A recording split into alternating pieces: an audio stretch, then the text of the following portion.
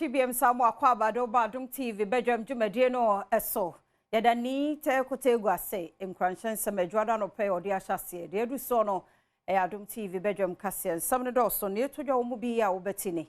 adehye ye Wadabraka Central Mosque ene market ho de hu pa na no memenda beja wo no mo ye de ho nsam no ebebro NDC amanyoko no so stress electoral commission serial numbers ma ballot papers no wo mu release na wonmo ehu eno ne nsem bi na no pay me de browse Adom TV Badwam kase o share live on Facebook /Adom TV extra Go TV 119 DSTV 280 ko YouTube search Adom TV 2 okwa adomonline.com nso a ye wo ho bidi de afia amankwa tamaklo afia ni de mientie se de nsem ni enchemu ete na no memende hu ni sro pa ne be sha de hye ya wo mo Adabraka Central Mosque ene Adabraka market ho bra eni gani awia no panum ho akonforemfo kratuo botuo owiemu saa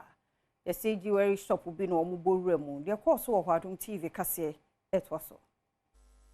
fitida mi mame wo me me do this my age no me hu bi da 3 months ni o yes na and also the same thing na no otina me ni nyina na ti o one sorry me catch and say man sorry yentina ho no mo hwe wo me hwe mo ti say film ye pese bambufo no mba ha no mo protect ye nyina ni nkola no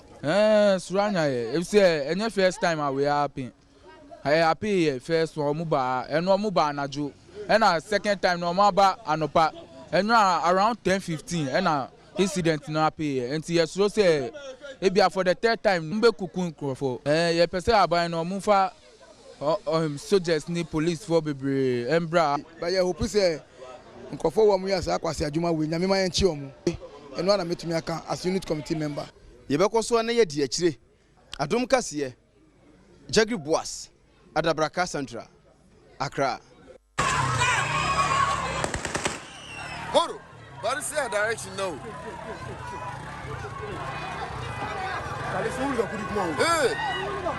Salamu dalinga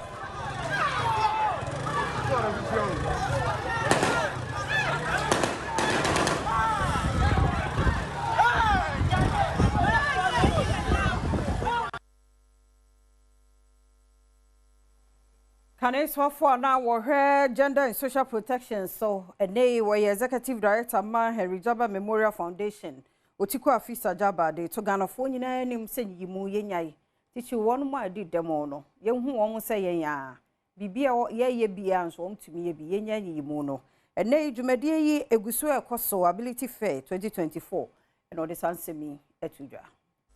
Kaneso afua no share gender and social protection so how no executive director de Henry Jaba Memorial Foundation otiko efisa Jaba ene dia to Ghana fo nyina enimu se aterebua enyimu a wono eye de tia omanfo asebi wodi dem no adaroma wono enhwe wonya isade no wode sansem wetu dwa bra wono de ability fair 2024 marketplace ehhehye so e won kramantem ha ability fair 2024 botaye ne se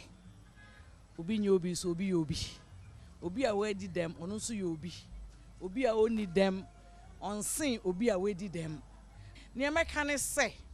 yenya discrimination and putting labels on people we di dem nti mento na de we di dem nti ontimi nko school we di dem nti on fata so bebe nipemu unnim da ebeto enwechi no obahemo owo eje kojo enafi omanfo bia wono mebebo no ma ho dawuro e wojimedi yase enso chireni so edema otiko efisa Jaba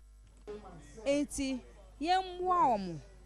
stakeholders a omo wo bi ebi wo omo nsa mumwa sa disabilities foyi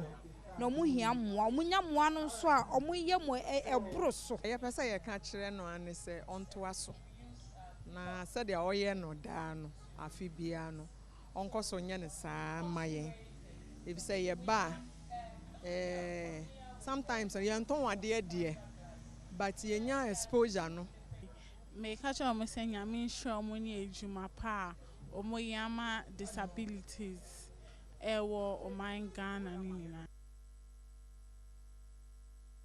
Paramount Chief here wono watching Kotoku traditional area your siade your Dr. from Paul Manson Ode to aban nanim say 10% royalties ayode emma nkura yetu fam agudie wo ho no nyame anim ni enkohwe enso hwe ntinkebe ya abanye bibi emfa ho. Yen kutuku hade oman hine no actively epese or working in collaboration with enipa edit license be mano bia. Na ye making sure say we participate in mining no. Na nkofo amasisa ye gudie a ye nananom akon agi asase na to ama yen se ye mfa mo ye bra no obi firi abonten abesisa emu niam papa nyina ede akọ. Masilina Jeremy Derry, a penny awudi di Marcel Mining Company Limited and on your money bunny and come to moon and some say and what it to drag. It's more than 7 years now. We have been working towards this. So I'm really happy today it come true based on the hands of the government and the hands of the chiefs and the hands of the community as well. I'm so happy and I'm grateful. I'm happy to them to give us this opportunity, the Marcel Mining Company.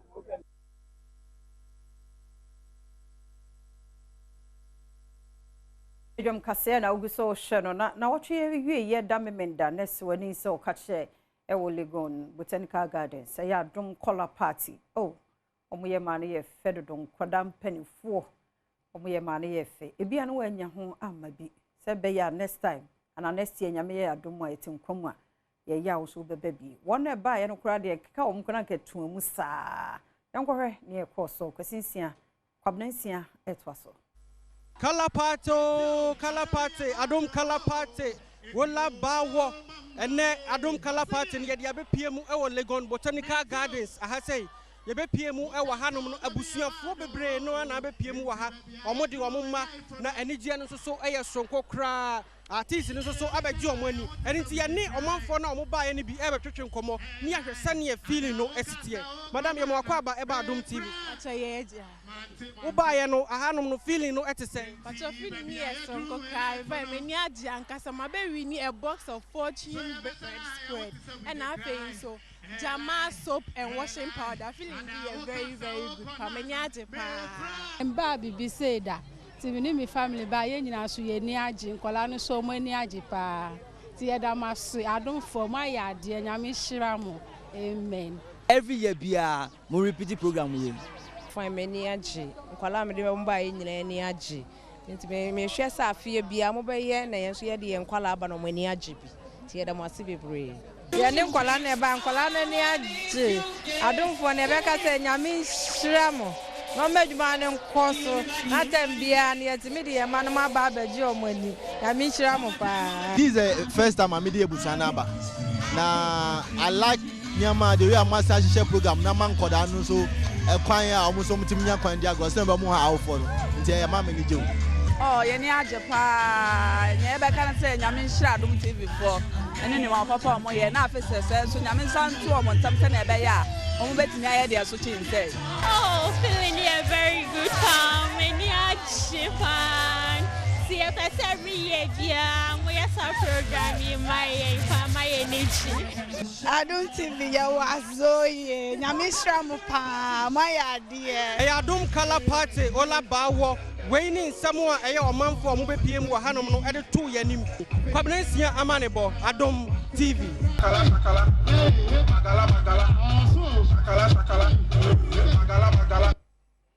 Penifo ye da St Joseph Catholic Hospital wo Nkwanta South wo Timantemo won mo serpa wo mu hia mammogram afidie no a ye de hwehwe nufo mu no say ye betumi aboa na nkokrometo nufo mu ombehunu ne ntem asia no.